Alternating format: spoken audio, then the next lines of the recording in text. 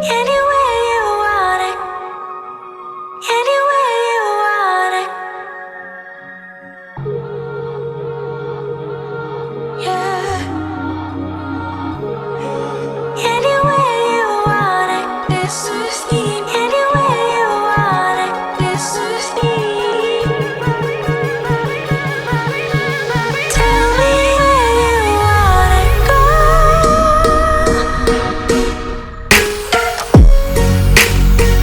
About you, tell me where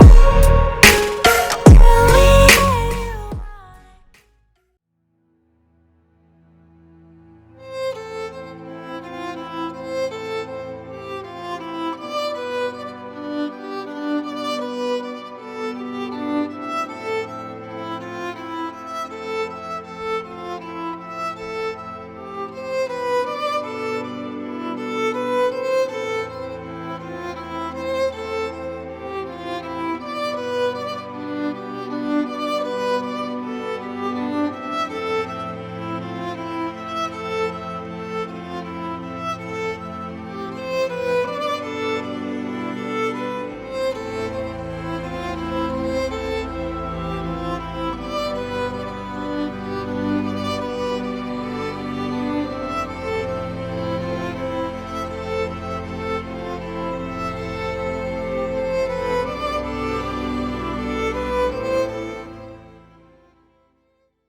So yeah, it appears police in Pakistan are making some progress into finding out exactly what happened to Sara Sharif. You'll remember that Surrey police received a 999 call on August the 10th from her father expressing some sort of concern for her safety. We don't know the full details of that phone conversation, but officers arrived at the house here to find 10-year-old Sara dead. Now, a post-mortem examination has shown she suffered extensive injuries over a sustained period.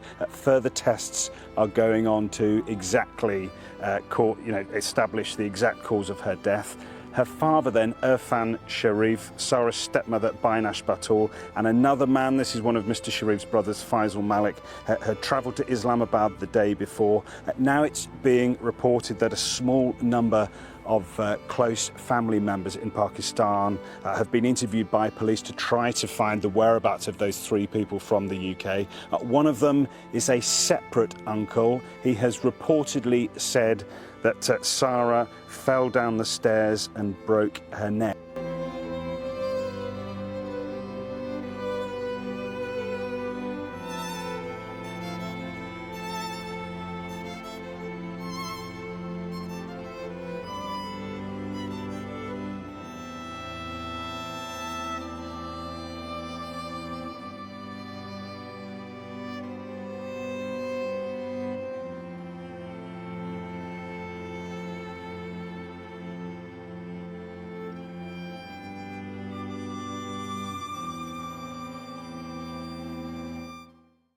Inzamam, when we spoke yesterday, we heard that these 5 children had been recovered from their grandfather's home.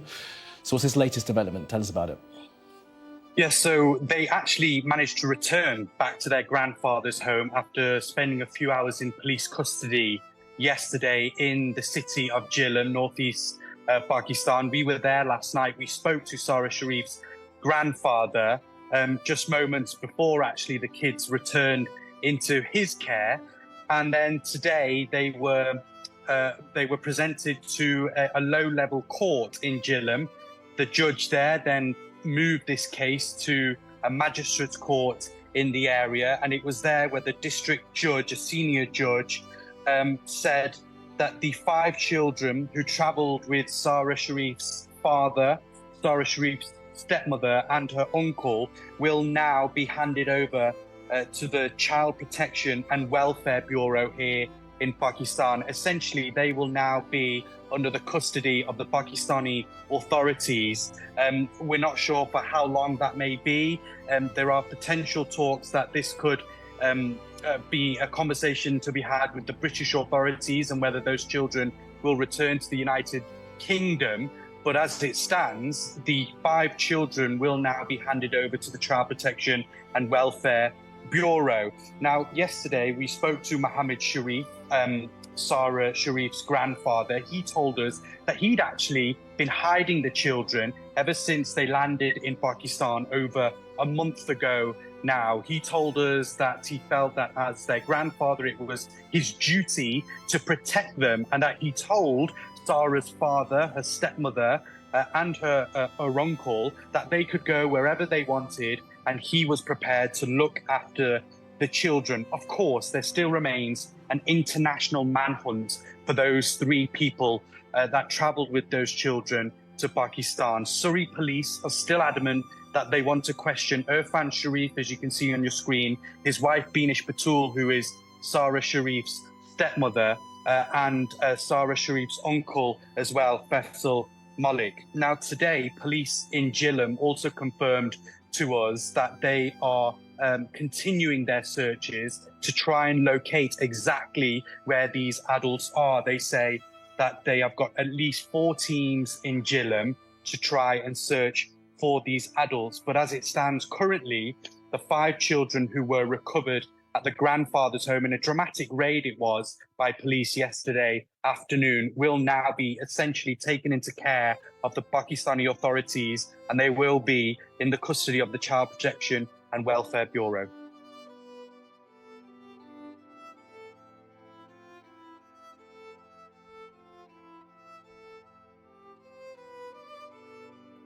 Firstly, I would like to talk about Sara. Sara's death was an incident. Our family in Pakistan are severely affected by all that is going on.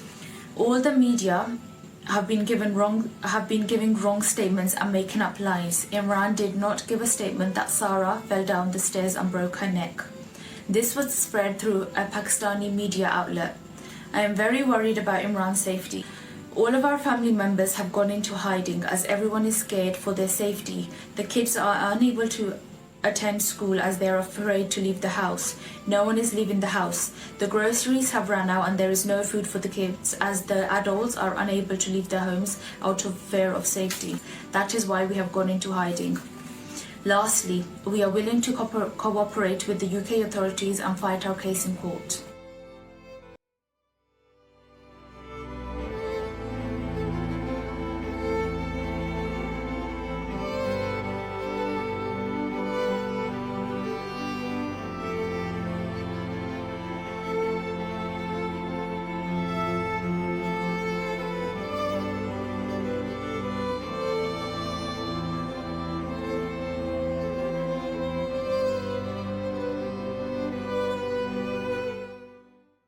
So this is the first time that we are hearing from the father of Sara Sharif, so Irfan Sharif, and his wife, Sara's stepmother, Beenish Batul.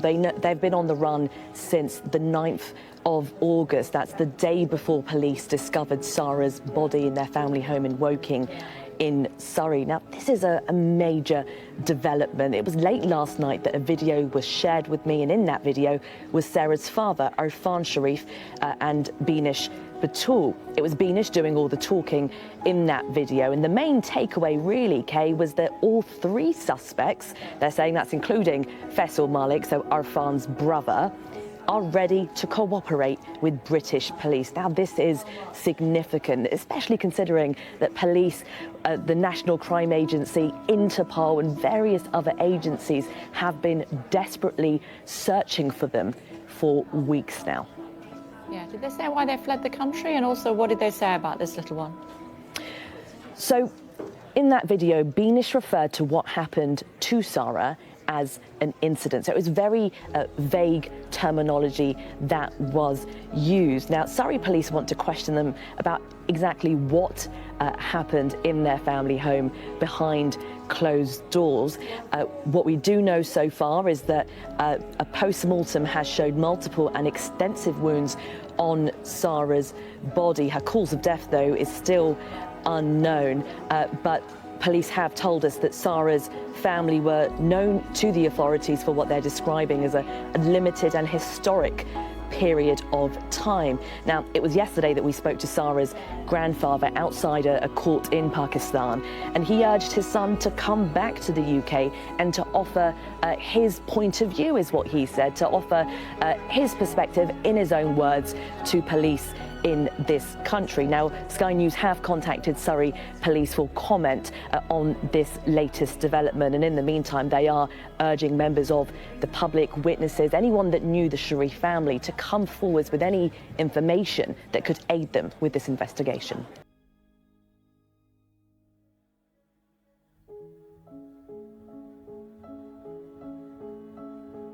Brali piżamkę w myszkamiki, miała kołodrę dziecięcą przykrytą, ale żadna matka nie powinna oglądać takiego czegoś. Miała policzek napuchnięty, z drugiej strony miała siniaki. Do tej pory, jak zamykam oczy, to widzę, jak moje dziecko wyglądało. To nie była Sara. Całkiem zmieniona, posiniaczona. Gdyby mi ktoś nie powiedział, że to jest Sara, to bym w życiu nie uwierzył. I think there are a few interesting things about the video. First thing to pick out is that they mention that they have a lawyer and that their lawyer is going to be representing them in court in less than 2 weeks' time. Now, Benash Batul, as you can hear, speaks fluent English, and yet she refers to the hearing as happening on 19th September 2023. It has the feel of a statement that was written by a lawyer. And that might or might not explain why Benash Batul read it while Irfan Sharif sat next to her saying nothing. Secondly, it spends one, perhaps two sentences on Sara and her death, and it describes it as an incident, not an accident, which again, if the statement has been pre-prepared, that's interesting. And thirdly, you know, it says that their family are in hiding because they're afraid that the police are going to torture and kill us, and that their family have been harassed. Well, Jhelum police chiefs have told the BBC since that video was released that those allegations are false.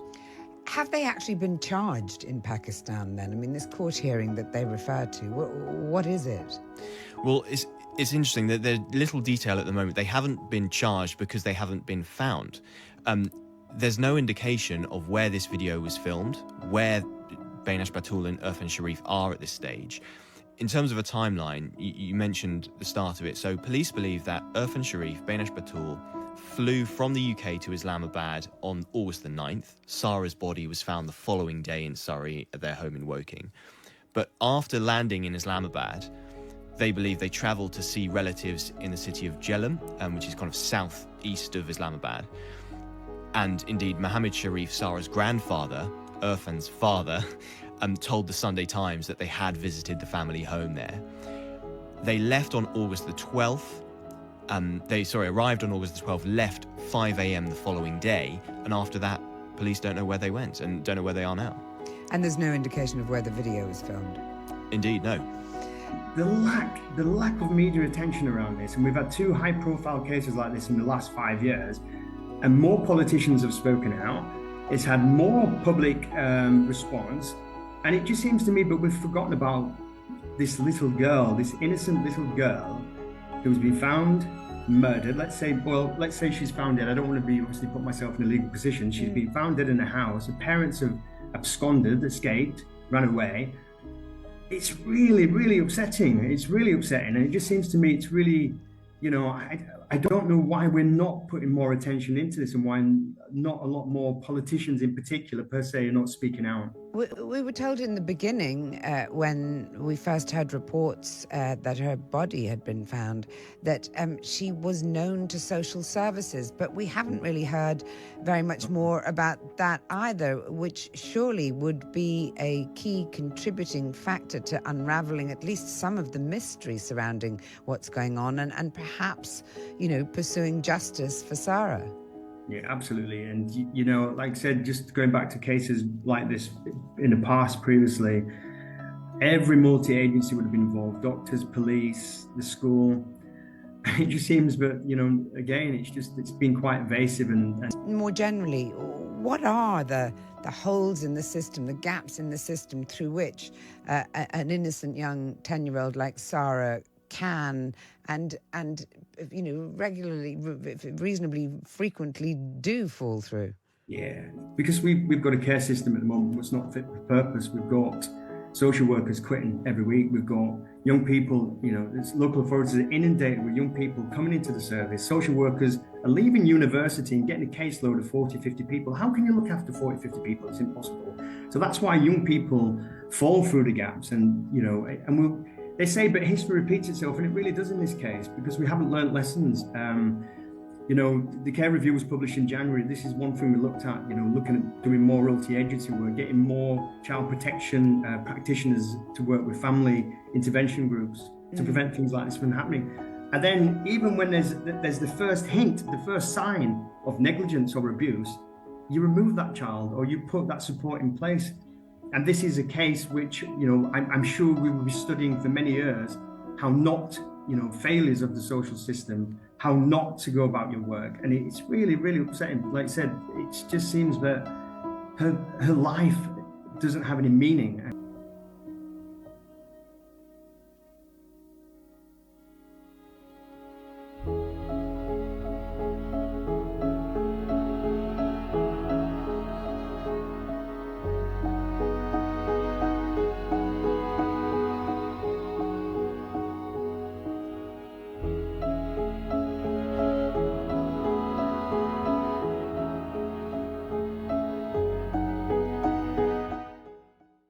Sara Sharif was a 10-year-old girl, was found dead in her family home, her father's home in fact, in Horsell near Woking on August 10th earlier this month after a call was made very early in the morning around 2:50 a.m.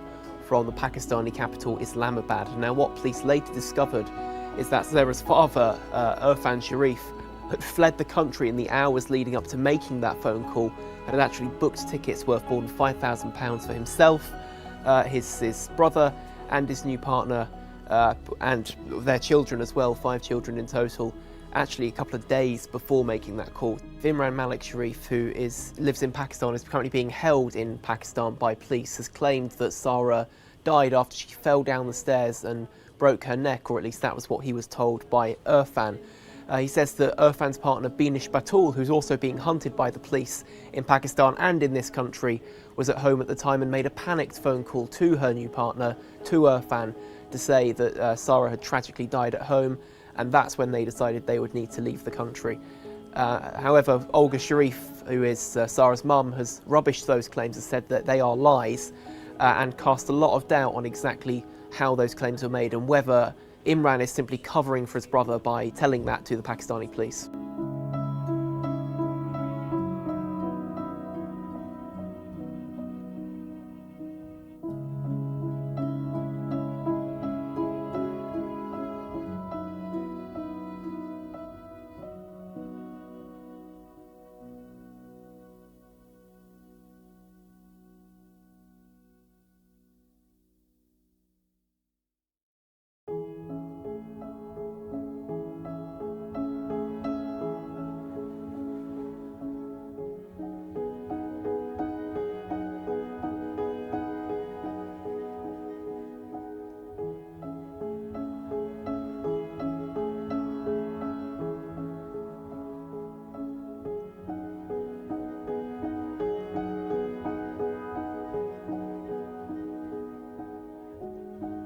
We have an update on the death of the 10-year-old Sara Sharif, whose body was found at her home in Woking earlier this month.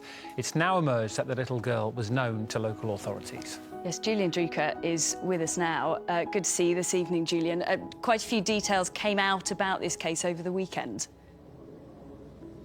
Hi Tessie, it's now 11 days since police came to this address in Woking. They had been alerted that there was a child's body inside the house here. Now, that child was 10-year-old Sara Sharif. A post-mortem examination has shown that she suffered extensive injuries over a sustained period, but the cause of her death is still to be established. Now, that phone call that came from Pakistan from her father, Irfan Sharif, he and his partner, Binish Batul, and another man, his brother, had travelled to Islamabad the day before. They had 5 children with them, aged between 1 and 13. So there is now this manhunt going on. On Saturday, it was reported that Pakistan police in the eastern province of Punjab are seeking to arrest him. So this new information is that Sara was known to Surrey County Council. They have confirmed that.